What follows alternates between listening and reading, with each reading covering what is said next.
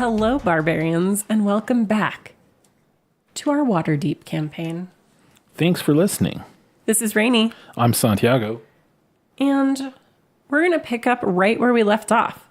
Laika had just escaped from the crazy screaming woman demanding gold for information. Mm-hmm. Yeah, she doesn't put up with that shit. And kind of leaving the alleyway, you had noticed a sewer cover as the woman was screaming for the guards. Right. And you know you have to get into the sewers. Right. To find the path that was taken when Floon was really, stolen from the Zentarim by Xanathar's guild. Mm-hmm. Do you remember the signs that the Kenku told you to look for in the sewers? In the sewers? Yes. No. They said to follow the yellow signs. I am reminding you, I think it's fair because it's been a while since we played. It has been a hot minute. But I have my handy notebook here, so maybe it's in here. All right. So while you look for that, I do want to do our pre-game announcements. Okay. So I just want to say a huge thank you to Alan. He's one of our new patrons on Patreon, and he's at a level where he gets to make an NPC for one of our games. Okay. And cool. I gave him the options of like everything that's even coming up. I gave him some like inside football sort of information. Wow. And what's interesting is Alan chose to make an NPC for our offline Abyss game. What? Yeah, so I think it's going to be a huge surprise for our players because they're not going to expect that. I mean, I'm not expecting that. Yeah. So the cool thing for those of you that listen to the podcast but maybe don't know about our YouTube channel is on YouTube you can find like audio videos of all of our podcasts if you prefer to listen there. But you can also find videos that I do from Twitch, or I do recap videos for our offline games. And I think Alan actually found us through our Out of the Abyss recap videos. Nice. So yeah, we just want to say thank you so much to Alan for supporting us and helping us make content. It's patrons like Alan who at that level like really do a lot to help us get the extra books we need and make more stuff. And I'm really hoping that over the summer we can really ramp up some of our game with that, especially if you guys have looked at some of my recap videos. I've even come a long way in the first couple with my video editing skills. You get to see that evolution. And also it's more enjoyable now. So I can't wait till our first recap where we get to talk through Alan's NPC. And what happened with the party meeting this mysterious character. We really need to get after all this because there's so much awesomeness to look forward to. I mean, we have the Expanse Fireside coming up. There's more Waterdeep. I love playing Laika. And then there's all the new shit that dropped today, too. There's so much stuff to look forward to. Yeah. Oh, my goodness. So I want to play all the games all the time. Yeah, that's the nice thing about doing this. It gives us an excuse to really jump into a lot of these things that we may not make the time for otherwise. I mean, do what Kevin Smith says, like make a podcast. It's awesome. I'm not going to be mad at you. No. I don't think of you as competition. I love good podcasts. I will listen to your podcast. Yeah. It's fine. Hit us up. We'll help you get started. All right. So you have your notebook ready? Uh-huh. Again. I do. Thank you, Alan, so much. Yeah, thanks, Alan. That's super awesome of you. If you found us through the Out of the Abyss recap, recaps are one of Rainey's specialties. So you're in the right place. But that said, also, thanks, man. Really helps. Yeah, I know people were really digging my Roll20 tutorials and stuff like that. So I'll probably dig into that a little bit more over the summer as well. Those were super popular. Here's how you make awesome stuff happen in Roll20. Boom, boom, boom. Super easy. And there's so many new features coming out and stuff, so I think it'll be fun. Yeah. Just your dynamic lighting one. I mean, playing in a game where you did that was super awesome. Everyone around the table was like, what? What's happening? This is crazy. Yeah. And there's some really fun features. And I want to start looking into some of the other tabletop options as well to see how they compare and stuff like that. Because that's the hardest thing. Like if you do have to run a game online, is figuring out which tool makes sense for you, especially when cost is involved. Like which ones have the right tools for the right price. So I really want to start digging into that a little bit more. Yeah, I mean, you could do reviews and comparisons and stuff like that. I think that would be really helpful, just community-wise. Yeah, I think for maybe when we get into Dungeon of the Mad Mage, where it's a little bit more map heavy, because I can be mean and do like we're doing now, where I make you draw your own maps, where I just describe a room, but I don't show you anything. Oh, yeah, fair enough. But for Dungeon of a Mad Mage, like one level of that dungeon is like bigger than any map in D&D. So it might be worth it for us to look into one of those solutions as a way to handle that a little bit easier for you. Mm-hmm. All right. But anywho, that's assuming you live that long. True. So which I will. Laika's going to live forever. Laika she's an immortal being. She's just going to hit level like whatever. She's going to go third edition style where you get to a certain level where you just become a demigod. Mm-hmm. Yeah. Basically. It's fine. Whatever. Yeah. All right. So you recall the Kenku in their mimicry. You heard them say in a very distinctive voice to take, the prisoner down into the sewers and to follow the yellow signs. So that's what you're looking to do.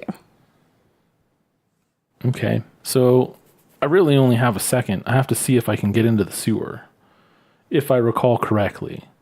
Like there's the manhole cover basically over there. And I have to run over and see if I can get into it. Yes. So you do see the cover for the sewer.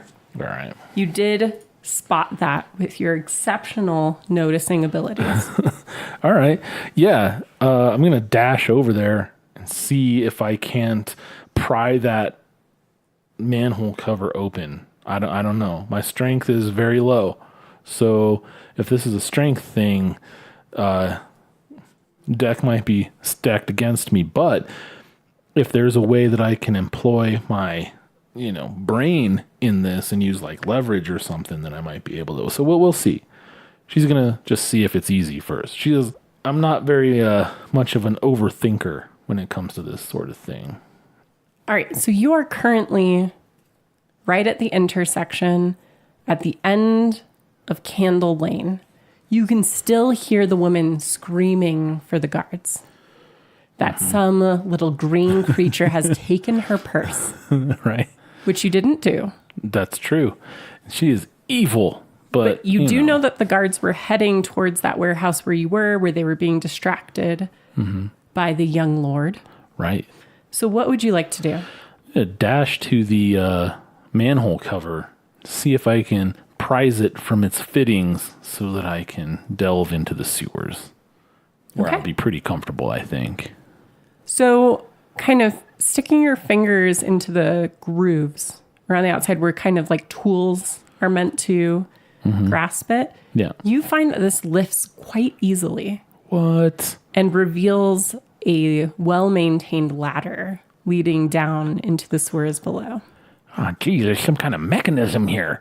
Is Scratch Lone Hop still like with me? He's like right by my side. Yes, okay, so I'm not talking to myself when I remark that there must be some kind of lift mechanism. And he nods and says, lift mechanism. I'll give him kind of a sardonic look, narrow of eyes. And as we approach the shadowy sewers, my eyes tend to gather what light there is, I think, as they glow a little bit. So since there's a well-maintained ladder, I'd like to give this whole entrance a quick trap check, see if there's some traps, see if I can't. I'll let you make a quick investigation check. I'm not going to give you disadvantage, but you can't have advantage either because there are guards potentially heading this way. You need to hurry. I'm just really going through the motions at this point. All right, but I did roll a mod 20, just saying. A dirty 20. A dirty 20. I love it. It's a thing now. Stamp it. It's already a thing. It's like a tabletop thing. Oh. Otherwise known as a gentleman's 20. Wow, I'm learning so much that I didn't know. That's awesome. Yeah, so dirty 20. Okay. Or an unnatural 20, as we tend to say at our table, or a gentleman's 20. But yes. I thought we said mod 20 at our table. Yeah, I say unnatural 20. I think you say mod 20, but yeah. I do. Well, from now on, I'm saying dirty 20. That's amazing. It's a dirty 20. That's fantastic. Yeah. I would say that's probably the most common term for it. How did I not know this? Because you don't play on the internet. Geez, yeah. You could just about squeeze what I don't know about this shit into the Grand fucking Canyon. I mean, Laika would know about it. Laika would. I've been in enough gambling tables. Yeah, I know. This is a dirty 20. Laika's awesome. Okay. All right. So you look at the ladder, and it's obvious that the reason it's so well maintained is not because this is an obvious trap of any kind, but because this, and probably many of these sewer openings in this city, are actively and commonly used for many types of business. Nefarious deeds under cover of darkness. Okay. Well, no need to stand on ceremony. And she'll dive down the ladder. Like, literally head first, climbing down the ladder. All right. Go ahead and make an acrobatics check just to make sure that goes the way you want it to. That's what I was looking for. Hell yeah. All right. So, that did go off of my rolling pad, but that's okay because it didn't land wonky. Right. No jack dice. But that is an 8. So yeah, it's not as graceful as you want it to be. And you do splash into the putrid stream that's flowing down below. But because of your small size, you kind of just cannonball into it. So you don't hurt yourself, but it is horrible. Oh no. And you notice that Scratch much more carefully descends the ladder, knowing that flight is not possible. And as Scratch goes down the ladder, you notice that the sewer cover closes silently. That's what I was going to check. I was going to be like, what's up with that sewer cover? And it automatically just silently, slowly closes like one of those fancy toilet seats you can buy at Costco. Yeah. Okay. That like all of our toilet seats in our house are. So fancy. So fancy. Like when you put the toilet seat down, you have to have your pinky out. Yeah. Doesn't everyone drink tea in the bathroom? Come on. I mean... So your eyes, you have dark vision. Yes. And your eyes begin to glow a soft golden color, reflecting the yellowish putrid stream that you've landed in. Ugh. Gross. And you can see that the tunnel is pretty linear in this area. It goes in two directions, left or right, ahead or behind, however you want to think of it, depending on how you landed. In one direction, though, you do notice a tiny symbol drawn on the wall in yellow chalk, a palm-sized circle with 10 equidistant spokes radiating out from its circumference, a symbol you saw in the warehouse as well. Okay. So the first thing I'm going to do is take off my signature hand wraps because they have just become irrecoverably soiled. I'm going to discard those and replace them shortly. But before I do, I'd like to take my scarf off of my head that I use to keep my hair in check and my ears back and out of the way and so on.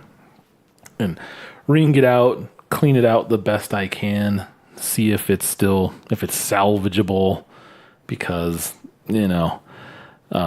I'm thinking to myself, gosh, I really got to think this kind of thing through. It's gross. So doing all of that, you think that back at your room at the Yawning Portal, these are probably still salvageable with a bit of washing.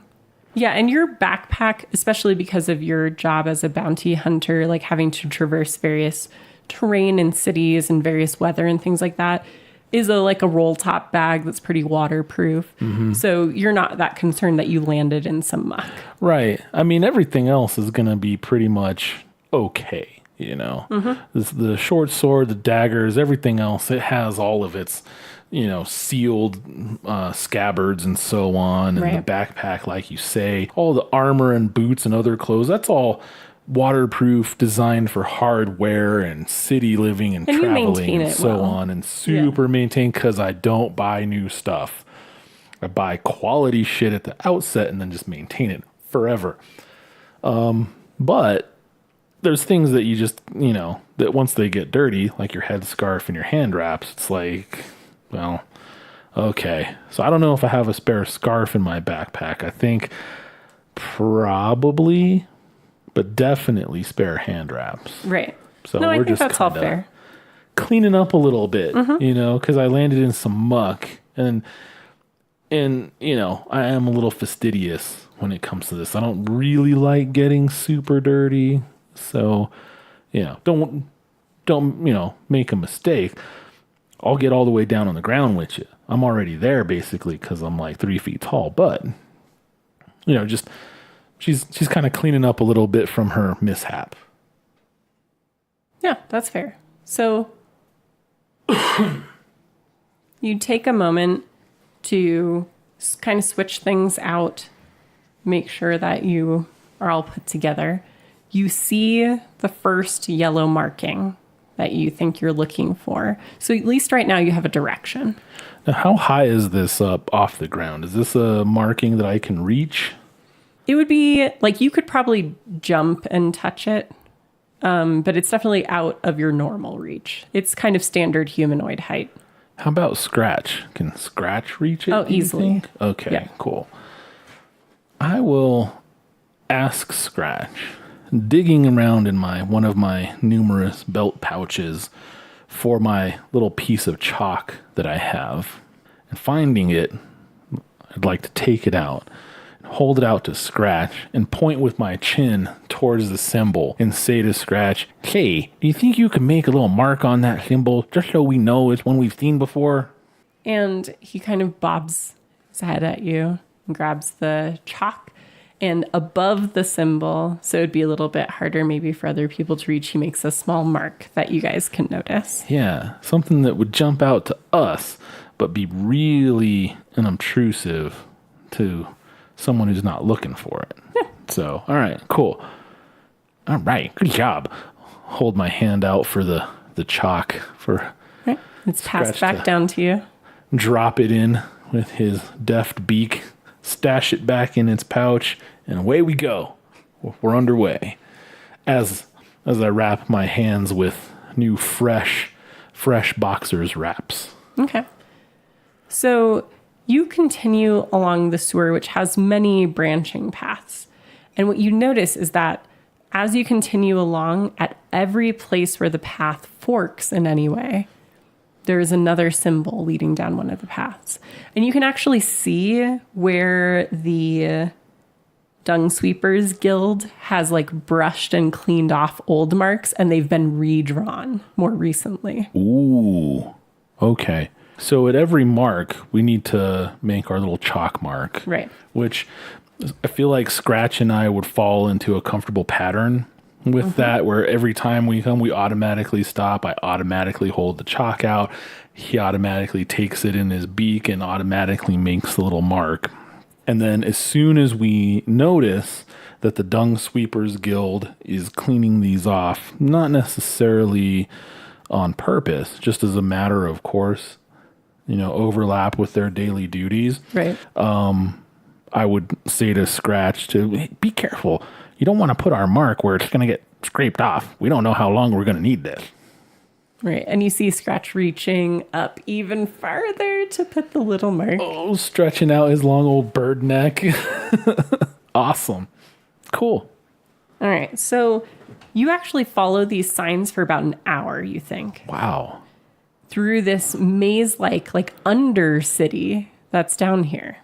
Wow. Are there any denizens or people, shops, You haven't shelters? encountered anything so far. Okay. It seems very well cleaned and maintained. Like the Dung Sweepers Guild is probably in any given part of this area of the sewer every few days. So it is really well maintained. You actually don't even see a lot of vermin down here. That's good, because rats are freaking terrifying. However, after about an hour, you do get to an intersection. You can see that this is a place where there's another ladder leading up to another sewer grate. You can see that there are a couple of different paths as well. And one of them, a fresh yellow chalk symbol of that circle, is being actively drawn by a floating spherical grapefruit-sized creature with a bulging central eye and 4 stumpy eye stalks. Oh, okay. And as it's scraping this symbol onto the wall, it looks at you with at least 2 of its eye stalks. And then the main eye turns towards you and it bears the teeth in its little mouth. I don't have a chance to hide or anything. You did not specify that you're being sneakily down this pathway. There was an abandoned sewer tunnel. I guess we just came around a corner and boom, there's a beholder. Okay. Well, it's not a beholder. It's grapefruit sized. Beholders are very big. This is a little guy. This is a little guy. This is called a gazer. Oh. Okay. Yeah, there are many floating eye creatures. You're just being racist right now. I am. They all look the same to Right? me. That's All messed right. up. So I need you to roll initiative. So this is a gazer. Yes, it is. Is there a laser gazer? You're about to find out. Is there a laser gazer bobazer? All right. So, I mean, my initiative is just like, a 21. Oh, wow. Okay. Nothing fancy. So like 21. That makes sense with your dexterity and everything. Gazer did not do so well. And let's see how Scratch did. Actually, do you want to roll and then I'll check Scratch's stats to see how they did? Oh, do you want me to roll for Scratch? Mm-hmm. Yeah. I'm into it. Let's do it. Okay. That was a 5 Okay. for Mr. Scratch. Okay, cool. That all sounds great. Get a new color for some HP, as we call it. So you didn't have a chance to hide. You didn't have a chance to sneak. But you are the fastest creature you know. That's true, I am. So even in a situation like this, where you're caught a little off guard, it's not unusual that you get to act first. So what would you like to do? It's not unusual to be stabbed by anyone. So we are going to break out our daggers, dash up, and see if we can sink them into that little big eye in the middle of this thing. Sure. So let's, I'm not really very vocal. I don't have any barbarian friends, so I don't do the whole charge thing. The only sound you hear is the pitter-patter of tiny boots and gritted many, many teeth as she charges up to leap up and stab with the dagger. Go ahead and make that roll. Here we go. She's using a dagger. Should use a short sword, but, daggers are just so much quicker. Okay, 15. That will hit. Fantastic. Now then, my next question is, do we get a sneak attack dice on this? So I think because you're still early level, probably not. It was not surprised. You weren't stealthed or anything. Yeah. You guys aren't flanking or anything like that where you can justify it that way. I do know at a certain level, depending on your build, you can get an ability where as long as you act first, you get sneak attack damage, but I don't think you have that right now. No, I don't have that yet. Yeah, so this would just be regular damage then. Yeah. Because I need to have advantage on the attack roll. Okay, cool. So that's just going to be 1d4 plus 3. All right, 4 damage. I will say, not to help you or anything, but if you have 2 weapons, I do. You can use your bonus action to attack with your offhand. I also have 2 weapon fighting. Okay. So that's what's going to, happen next. Just to remind you. Right. So that's just my other stab, right? That's with whatever your other weapon is. It's not a separate attack. It is a separate attack. Oh, it is? You roll You roll and everything. You just don't add your modifiers in the same way. Oh, okay. So Yeah. you just roll another d20. Mm-hmm. Okay, that's interesting. All right. Well, that is in 12. That will not quite make it. Not going to get there. Okay. So because you didn't have as much plan time as you normally like to have for your opening strike, you didn't quite get the full array. Plus, you're having to jump pretty far to hit this thing. Yeah. So you kind of hit it really solidly on the way up. And then as you're falling down, you try to swing with your other weapon, but it kind of whiffs right underneath it. Yeah, you go for the kind of like slash stab sort of attack because that's a real natural motion to make, and the slash probably lands really nicely, but then the stab you're falling and you miscalculated your arc, and so you kind of whiff on that one a little bit, I think. So you didn't roll great for Scratch, but with Scratch's modifier, technically did better than what the Gazer rolled. So Scratch will get to go next. And you haven't shouted any commands or anything, so by default, Scratch just sort of follows suit, unless you're like kind of letting him know something more specific you'd like him to do. Oh, okay. Okay? That's good. That's good to know because, I could be like, back me up, Scratch. Or I could say, get him, or something Or like that. can you slow him down or whatever? Because remember, druids have a lot of crowd control and healing. So keep in mind that very versatile. I'm not biased. I love druids. Totally not biased, but I love druids. So following your lead, even though Scratch doesn't have to jump to hit the Gazer, still does. And gives a good slash with the scimitar that carries with him. And so that will be... Okay. A 5 human-sized damage. raven bird with a scimitar. Mm-hmm. I can't think of anything more terrifying. And so this thing, which was, literally using one of its eye stalks to draw in chalk on the wall, has no obvious weapons, is bleeding profusely. This kind of exotic looking blood. It's not quite red. It's sort of an iridescent color. You notice as it bleeds its own blood. Some kind of ichor. But it is the Gazer's turn, and it is still alive, so it will turn towards you. Mm-hmm. And I'm going to actually have you roll 1d4 to see which one of its eye rays is activated. Nice. All right, that would be eye ray number 3. Okay. Go ahead and make a dexterity saving throw, please. Dexterity saving throw. Scratch. Okay. Gross. It's a 9. All right. So you see 2 of the eye stalks sort of charge up, one of them dropping the piece of chalk that it was holding. And it fires 2 icy beams, one towards you, one towards Scratch. Scratch leaps out of the way, splashing through the putrid water, in quotes, moving out to the side. But as you're distracted by Scratch's movement, you don't quite get to leap out of the way in time. It is a laser gazer. It is a laser gazer. Oh, man.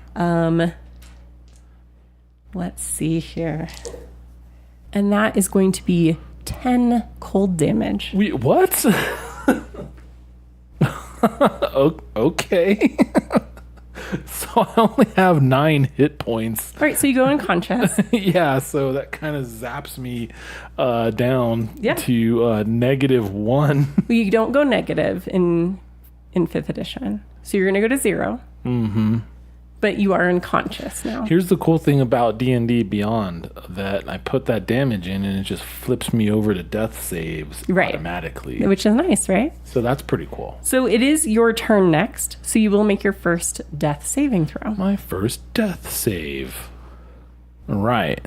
Remind me again how that works. I've never had to do this before, as recklessly as I play. So I rolled a 5. So okay. I don't know. So I can tell you that's not so good. So a death saving throw, You want it to be 10 or higher Okay. to be a success. Otherwise, Gotcha. it is a fail. To be fair, you didn't crit fail, so it's only one failure. Got If you it. crit fail, it's 2. Okay. Okay? Cool. All right. So you're unconscious. Mm-hmm. Scratch goes into, like, feathers start flying. There is, like, Kenku squawk screeching. This is obviously a bad time. And let's see if Scratch can hit. Scratch can hit. All right. And so Scratch leaps in, scimitar whirling, feathers flying into this putrid waste of the tunnel that you are barely aware of around you, and cuts this little grapefruit-sized laser gazer down. And then runs over to stabilize you. Oh, wow. He slices it with the old scimitar. All right, so you are stabilized, so you no longer have to make death saving throws. And there are no other enemies in this area. So Scratch is taking some time. He's shoving some good berries down your mouth, and we're going to cast some spells. My You said you gaping have 10, goblin you have mouth. 9 hit points? 9 hit points. Yeah. Yeah, so basically, just with good berries, he's able to get you back up to full, because he has 10 and he only gave you 1 earlier. So you are back up to full health Oh. Okay. because you have so little of it, and you get 50 experience points. For almost dying. Well, for getting a good attack in and having Scratch help you. So that XP is halved from its normal value. All right. But it is, that creature is very powerful. Yeah. And obviously, I mean, kind of getting a little bit into the weeds with it. This is an encounter that a party is supposed to deal with. Right? Wow. Yeah. I I mean, can't cut it down because it's only one creature. I could have modified what the creature was. I was But we not just let it expecting to be hit for 10 hit points. Yeah. I mean, at level 1. No, Frost Ray does 10. It's That's crazy. Yeah. yeah. And to be fair, To be fair, that's the only ray it has that does damage. and that's the one you rolled. a dex saving throw should be your good my one. forte, I was and not it is. Especially because the DC is only 12. Right, it super is good. I have +5 to dex saving throw. Right. I just rolled like shit. Yeah. I'm like, here Which we can go, happen. bitch. Boom. I just Rolled a wasn't, 4. I didn't put the bumpers on for you. You know, It's all right. that's okay. I mean, I'm not. For the record, let the record show. I'm not mad at that. It's just that was surprising, and actually surprising in a cool way. You know, I think that's actually really cool. I mean, I love Laika and everything. I'm just not one of those players that's like super precious about my characters and stuff. Right. No. I am gonna still be in first person though, because she's awesome, and I want to be her when I grow up. All right. How are you as far as progress towards your level? What's your XP at right now? I'm at 125 Okay. out of 300. Yep. Which you know already. I'm just trying to make it easy for you in case you didn't have that information in front of you. So you guys have taken a moment, the equivalent of a short rest. So you've had a chance. Scratch has used good berries to revive you. You've had a bit of a short rest, if that helps you in any way. And you, again, are in an area where there is now this no longer floating body of the gazer. There are 2 tunnels, one of which has the chalk icon that the gazer was drawing. Its dropped piece of chalk is there. And then there's a ladder leading up to another sewer. So this is a yellow piece of chalk. Yes. Because I have a white piece of chalk. Right. But the symbols are drawn in yellow chalk because they're yellow symbols in the sewers. So I'll definitely pocket that yellow piece All right. You now have a yellow piece of chalk. with, this could come in handy. And you have D&D Beyond, so feel free to add it if you want to. You know, we got to add that to the old inventory. I mean, it won't be an item that you can manage, but you can add a custom one. It's not a big deal. you know, I mean, I do have chalk 1 piece in my inventory. Oh, you can Currently. put 2 pieces, and then you can make a custom note that says one's white and one's yellow. Okay. You'll notice, like, if you click on it, your notes will show up in that window now. Yeah, it does. Okay. Awesome. Yay. Hooray. Okay, cool. All right. So like I said, you have 3 options. The regular tunnel, the tunnel that the gazer was drawing the icon on, the yellow symbol, and the ladder up. Let's check out the ladder. Let's go up. Okay. Climbing the ladder, are you just climbing up and pushing it open and seeing what's around, or describe to me your approach? I'll climb up the ladder like normal. There's really no need to try to sneak up the ladder at this point, I don't think.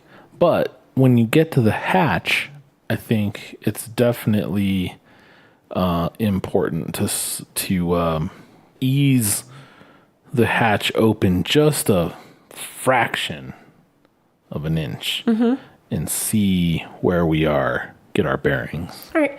Do you want to do like a stealth check or an investigation check? Like, what do you think is more fitting? Oh, we're being sneaky about it. Okay. It's like listening at the door. Sure. So let's make a stealth check. it's definitely sneaky. So let's see what happens. Okay. I just love rolling 5s tonight. So that's a 12. Okay. So you quietly open this sewer cover up just a little tiny bit that allow you to kind of look around with your dimly glowing eyes as you survey your surroundings. And you see that you're not outside on a street like you were at the sewer cover that you opened to get down here. What you open it up into looks like a storage room or a cellar for a place. You assume it's probably a business based on the like volume of things that are down here, but it smells of like fish and stale beer. Fish. My stomach kind of rumbles at the roll for initiative. No, I'm just kidding. It's a little tiny goblin tummy rumble. So, right. It's very small. I'll look down the ladder and motion for Scratch to come along in a, hey, let's check this out kind of gesture. Okay. And I will continue to sneak up out of this hatch. Okay. Because we have to investigate this area where we are. Sure. I think. Because it could be, we don't know if the gazer was marking the tunnel to go here or to continue down the hallway. No, it was obviously in one of the tunnels. Yeah. Oh. The marking. You can certainly survey this to see what this exit may be, though. Yeah, let's see where this goes, just so we know. All right. So I'm going to have you go ahead and make either an investigation or a perception check, your choice. Well, if it's my choice, it's going to be perception. That is a nat 1. Oh, dang. Your senses are overpowered with the scent of fish as your little tiny goblin stomach rumbles. And you are almost led cartoon style on the wafty odors towards a barrel that has pickled fish, which are your favorite. Yeah. And you can smell from here that it's not only pickled fish, it's pickled fish with onions. Oh, man. Well, let's dip into that. I mean, if we're going to go down this route, let's commit. So let's make sure and grab a few of those, looking around for a conveniently placed, newspaper or flyer or what have you, if anything, to put them in. So I can have a little snack while I look around. So kind of looking around, you do find a soggy piece of paper. And the piece of paper seems to be a menu. Okay. For a location, a tavern of some kind called the Spouting Fish. I see.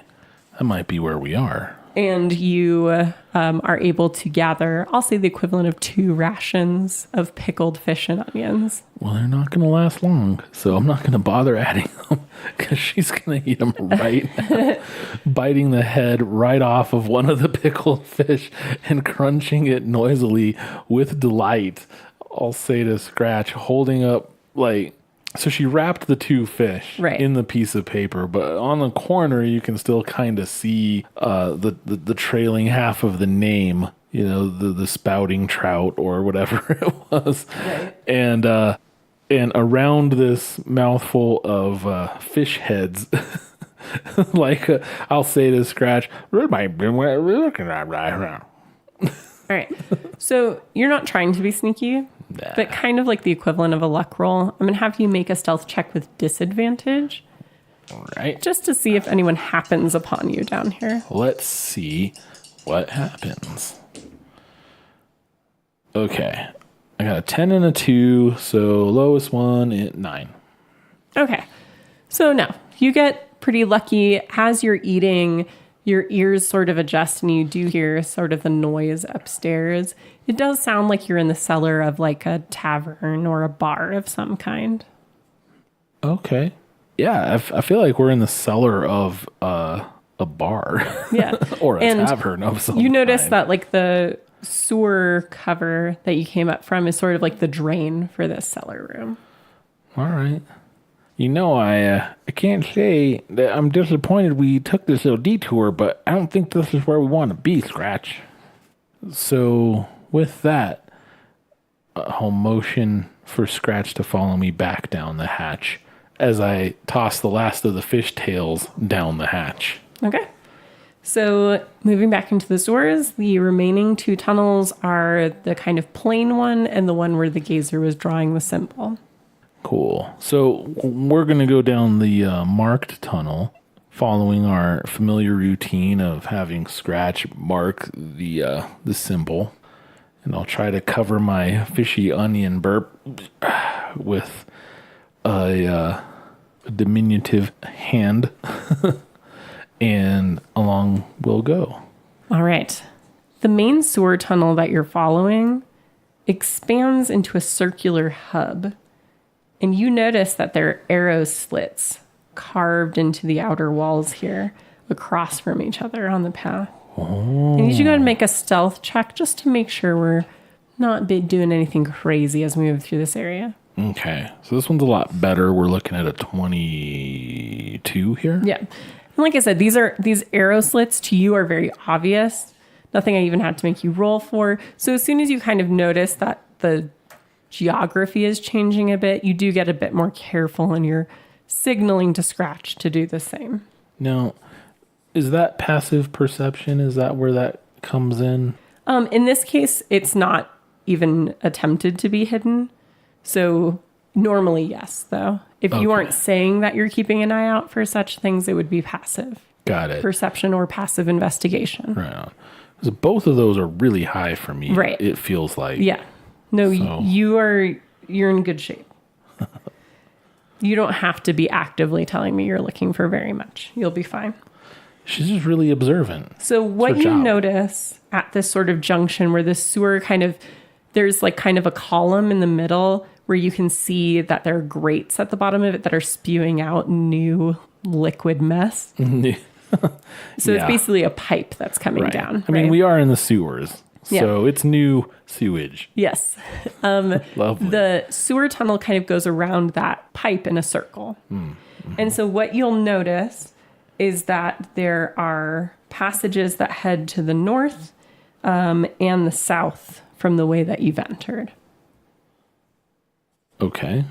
I guess the gazer didn't get a chance to complete its mission. So can we see the remnants of any yellow markings on either of these tunnel walls? In this area, you haven't noticed any new markings.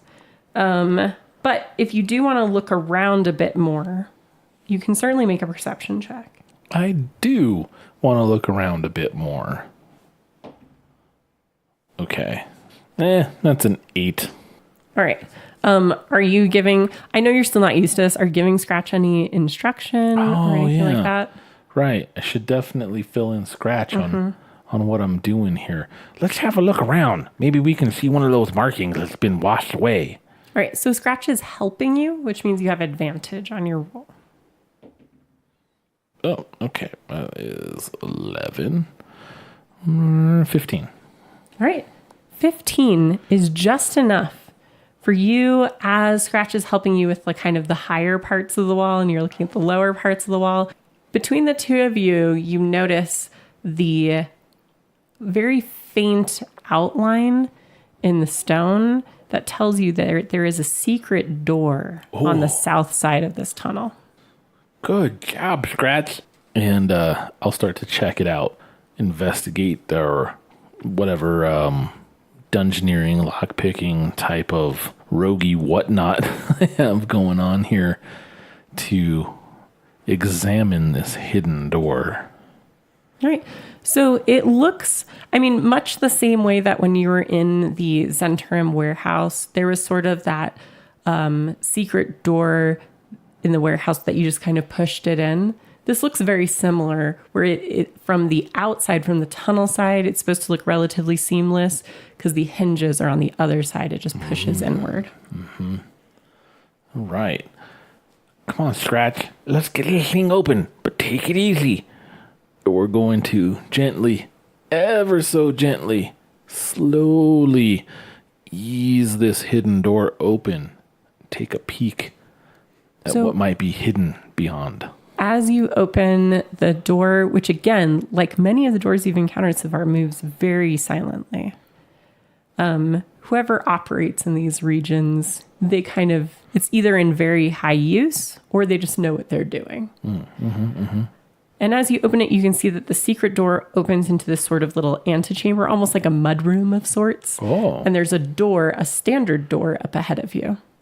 Okay. The room that you're in is just a bit over 5 feet long. So this is really just kind of a between door between the secret door and whatever is beyond.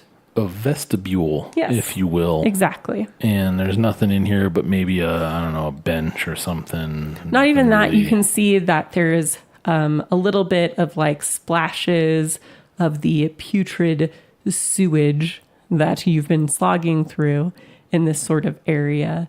That's heavier near the door and lesser towards the inner door.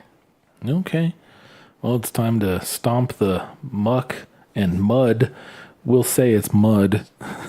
You tell yourself in your head, it's mud. It's just mud.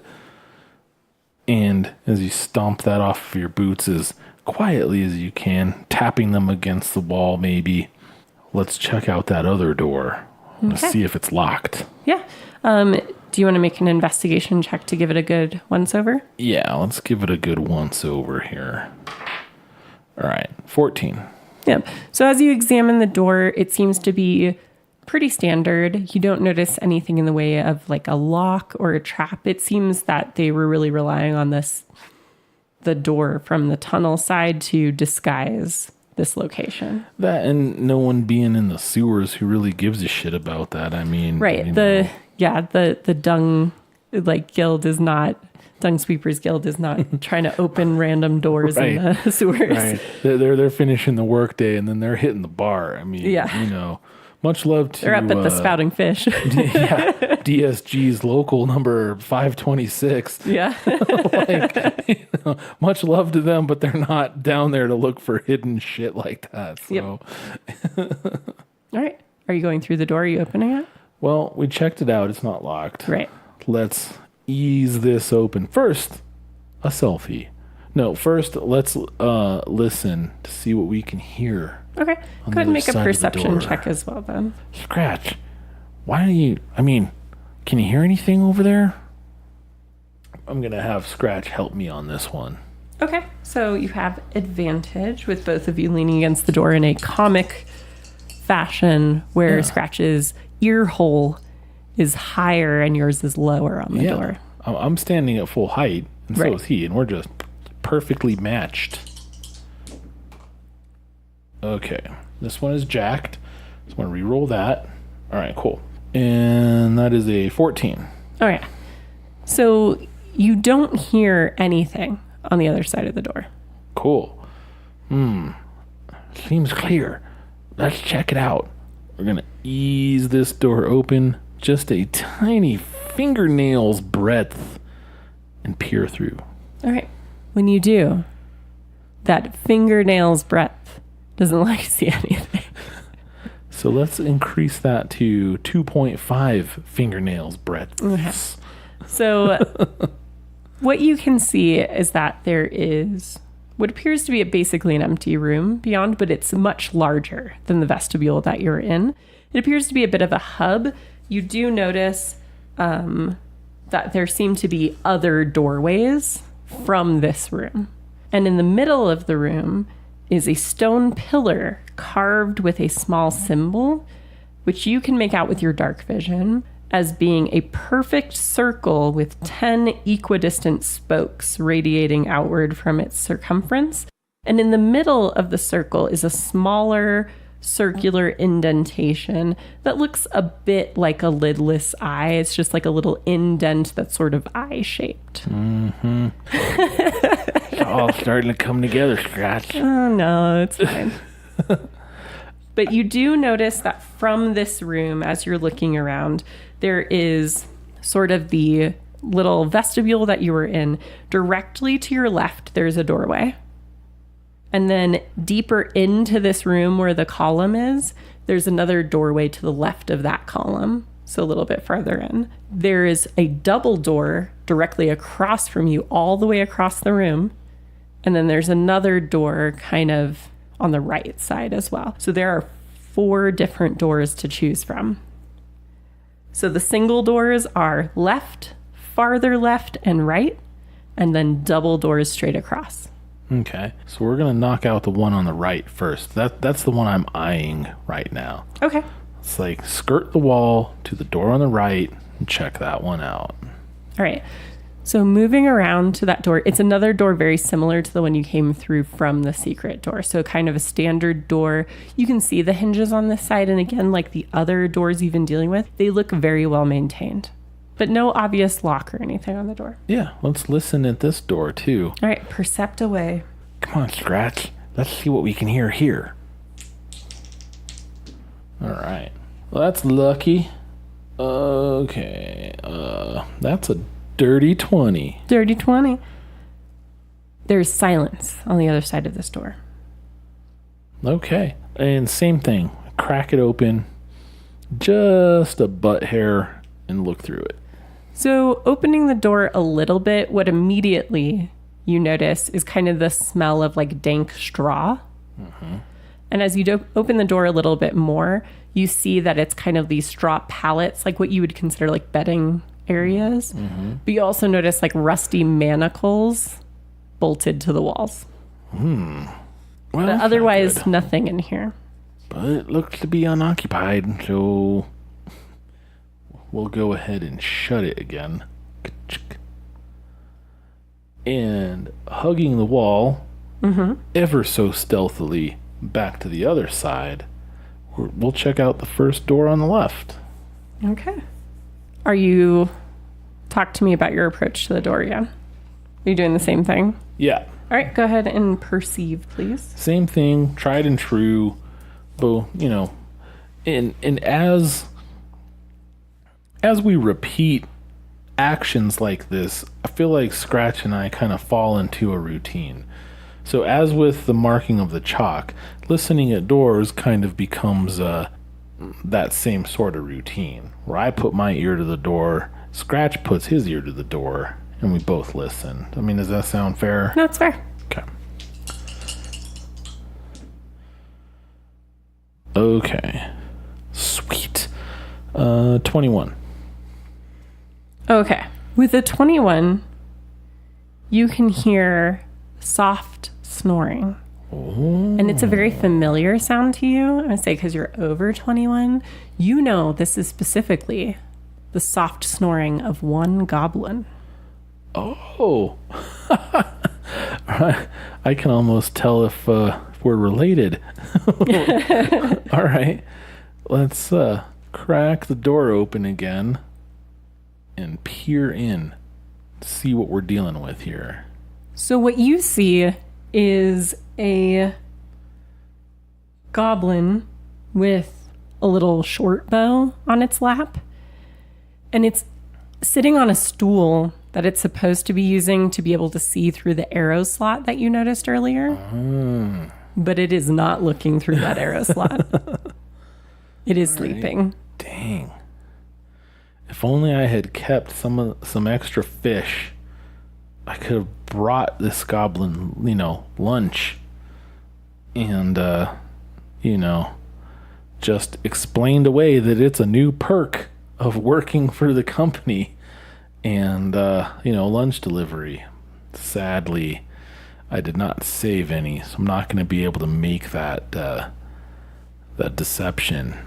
So you have many choices, but some of the more obvious ones is obviously this goblin is undefended. Mm-hmm. But also this goblin is asleep. Right. So, I mean, up to you what you'd like to do. I'd like to look around the room, first of all. Is there anything in here that we need to be interested in?